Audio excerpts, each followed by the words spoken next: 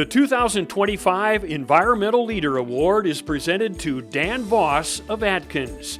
Known as the conservation expert in his area, Dan has led the charge by implementing countless conservation practices on his acres. I farm with my son Brian, who teaches high school at Benton Community, and did farm with my father till he passed away. And we grow corn, soybeans, oats, and hay. Market hay is a cash crop. A little bit unique, but that fits real well into our conservation work. Probably been doing cover crops about 10 years, but I started small. That's the way to go.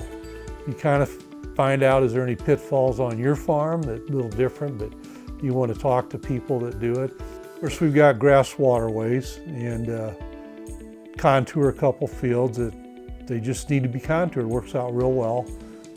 I've got a couple bioreactors in and a saturated buffer. And I installed a prairie strip 2 years ago. I think it's a good practice. There are a variety of reasons why farmers implement conservation practices on their farms, but for Dan, his passion for conservation and finding sustainable ways to farm started at a young age. A year ago, a guy asked me, was there a moment in my life when I thought this is important? And when I was in middle school, they had an Earth Day and a lot of speakers. That kind of stuck with me. I've read statewide, we've lost about half our topsoil. Now you can argue some areas there's probably not much loss, some more. Cover crops improve the soil, raise the organic matter. It's slow, but your yields are probably going to go up. Now it's hard to always attribute that to conservation because genetics are improving.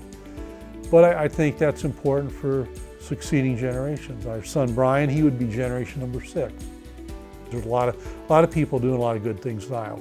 We got to do more, without a doubt, but there's a lot of people doing the right thing.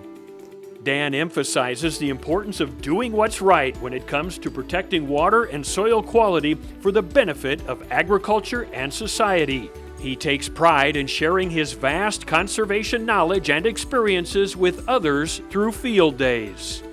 I think it's important to realize how you were when you started. Tell them to start small. We have had some outreach. We've had 4 or 5 meetings at the farm going back to 2019. So I think that's been good. Hopefully some people kind of gets their interest up. Maybe they've had an issue and they'll learn something, just like I might learn something from somebody. Because I don't think everybody's got all the answers.